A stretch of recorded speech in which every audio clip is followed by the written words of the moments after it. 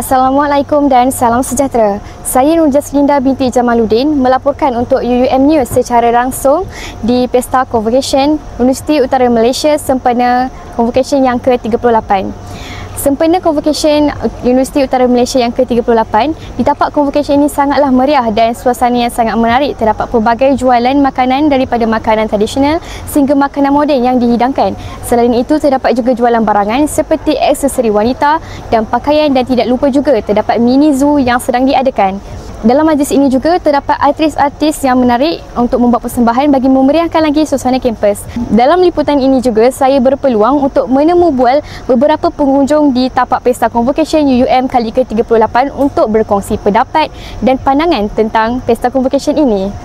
Bersama saya sekarang ini Asti yang merupakan pelajar antarabangsa Universiti Utara Malaysia dan merupakan salah satu pengunjung di Festival Convocation UUM yang kali ke-38. Okey, jadi Asti, do you think this event help international students to get more connected in UUM? Yes, because this is an outside activity which will bring us together closer rather than just interacting in the classroom. With this much more activities, we could develop more friendship with other people.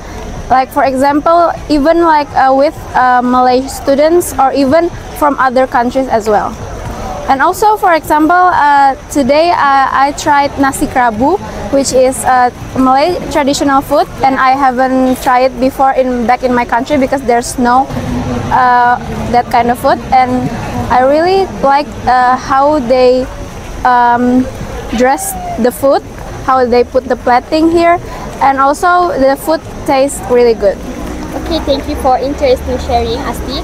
Okay, jadi kita nampak Festival Convocation ini bukan sahaja memeriahkan suasana kampus, malah dapat merapatkan hubungan antara pelajar antarabangsa dan pelajar tempatan.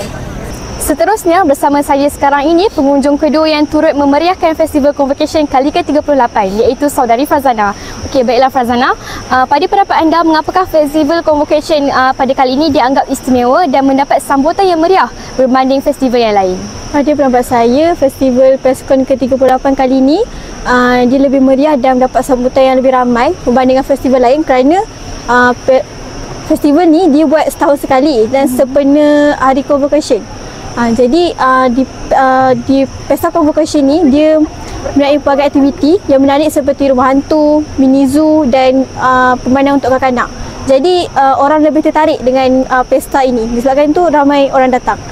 Jadi saya rasa sebab itu. Okay, terima kasih Fauzana atas perkongsian yang menarik.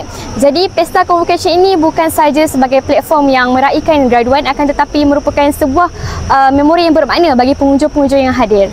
Seterusnya kita akan menumbual kepada pengunjung yang ketiga. Bersama saya lagi sekarang ini dengan seorang pelajar antarabangsa dari Indonesia, iaitu saudari Naura. Okay Naura, would you recommend this Convocation Festival event to others?